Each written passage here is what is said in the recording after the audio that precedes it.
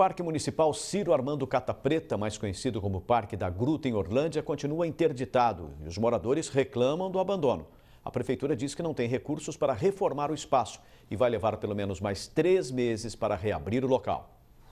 O Parque da Gruta tem 111 mil metros quadrados. Inaugurado em 1918, já atraiu muita gente da região de Orlândia. Nessas fotos antigas é possível ver como o espaço era bem cuidado, um dos principais pontos turísticos e que marcou a história da cidade. Inclusive, lá foi palco, festas de casamento, lá teve um papel histórico, na cabeça e na vida de muitas pessoas. Moradores como a Keila, que vivem em frente ao parque, lamentam a situação atual do espaço. Basta dar uma volta no entorno para perceber a sujeira, pontos que podem acumular água e por isso preocupam. O lixo vai se acumulando e tem muito mosquito, muita água parada e outros bichos também podem aparecer, né? E está virando quase que uma floresta fechada e esse abandono total. O parque está fechado desde dezembro do ano passado, quando mais de 100 árvores caíram após um temporal. O Jornal da Clube mostrou o problema na época. Este mês, mais árvores foram derrubadas pelo vento e, devido ao risco, a Defesa Civil e o Corpo de Bombeiros proibiram o uso do espaço. Apesar do portão principal do parque estar fechado, muita gente continua entrando aqui. Isso porque o alambrado está deteriorado. Nesse trecho aqui, foi completamente arrancado, o que garante o livre acesso ao local. Já que é para interditar, que interdite totalmente e que comece a se fazer uma operação mais precisa e que dê um fim nisso, né? E que realmente se recupere o parque para que a população possa utilizar. Afinal, é um patrimônio nosso, nós temos esse direito. O secretário de Desenvolvimento Econômico e Turismo diz que até mesmo ferramentas da prefeitura foram furtadas, mas ele garante que tem um vigia no parque e que a população é orientada a não entrar. A pessoa chega aqui, nós falamos, olha, nós estamos trabalhando, estamos fazendo manutenção, você pode se machucar, pode acontecer alguma coisa e nós não queremos isso. O executivo ainda diz que deu início a uma limpeza no espaço no começo deste mês e que tem clorado a piscina que existe no local e tomado outras medidas para evitar focos do mosquito Aedes aegypti. Mas quando questionamos o porquê a última reforma do parque aconteceu em 2004, como mostra esta placa, a resposta foi a questão de prioridades. A administração não teve condição de fazer um investimento no parque, embora fosse realmente da nossa vontade. Mas nós tivemos que priorizar outros investimentos, em especial os investimentos na área de água. A estimativa da prefeitura é que agora, para reformar o parque, sejam necessários R$600 mil. O recurso vai ser buscado junto ao Estado e políticos da região. A Câmara de Vereadores também se comprometeu a ajudar.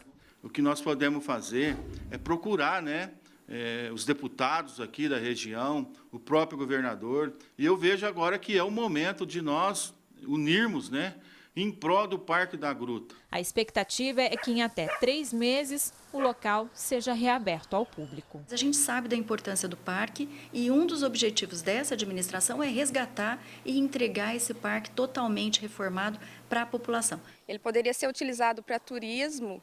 De repente, se fazer alguns chalés, alguma coisa para que alguém possa se hospedar, para que venham pessoas de fora e se arrecade renda, para manter o próprio parque. Independente se teve administrações passadas que destruíram, eu acho que é o seguinte, agora tem que colocar uma pedra em cima e trabalhar e reconstruir. Precisa ser feita a reconstrução porque aquilo aí é um patrimônio histórico e um patrimônio cultural. Cláudia Prates, de Orlândia, para o Jornal da Clube. Gislene Lopes traz mais informações. Gislene. Você conversa agora com o professor da USP, ambientalista, Marcelo Pereira de Souza. Professor, o que representa a situação do Parque de Orlândia? Boa tarde. Boa tarde. Bom, o Parque de Orlândia é mero exemplo de vários parques em toda a nossa região. Eles representam um papel importante do ponto de vista de saúde física e mental da população e também tem uma série de funções ambientais, que é longa a história. Portanto, eles são áreas públicas extremamente importantes do ponto de vista urbanístico.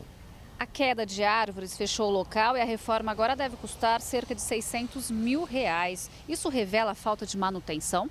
Sem dúvida alguma. Veja, se posso fazer uma comparação, os proprietários de terrenos urbanos, com razão, eles devem manter a área limpa. Então, se existe um mato que cresce um pouquinho, ele é obrigado a cortar e, se não corta, uma pesada multa, o que está correto.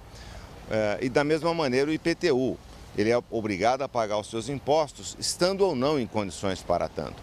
O mesmo deveria se dar ao poder público. É uma área verde pública e, evidentemente, requer manutenção. Manutenção de uma área verde não é tão cara assim. É difícil falar em valores, né? 600 mil, eu não sei o que compõe esse orçamento. Porém, seguramente evidencia um descaso, um relaxamento por parte do poder público no que se refere à manutenção dessas áreas verdes públicas.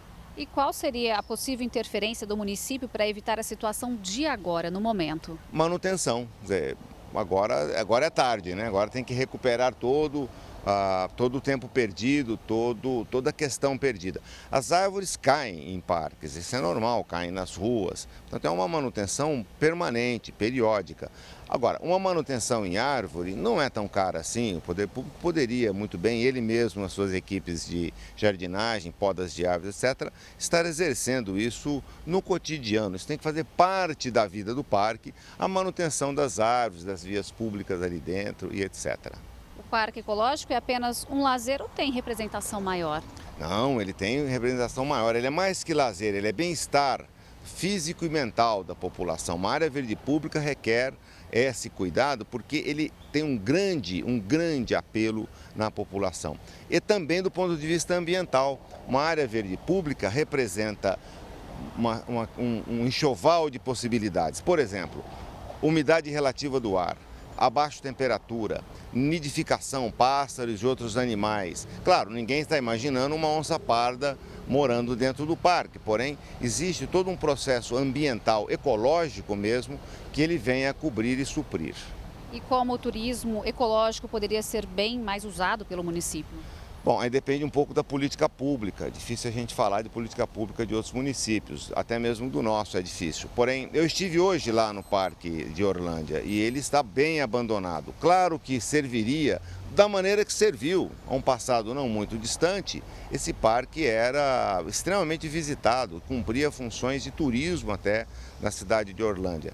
Uma política de turismo adequado valorizaria o parque e o parque valorizaria essa política. Acho que é uma simbiose, existe aí uma contrapartida importante. Ok, professor, muito obrigada pela sua participação no Jornal da Clube. E daqui a pouco eu volto para falar sobre o novo edital de licitação para o recapeamento das ruas de Ribeirão Preto. O asfalto daqui é alvo de duras críticas da população. É com você, Pucci. Ok, Gislene.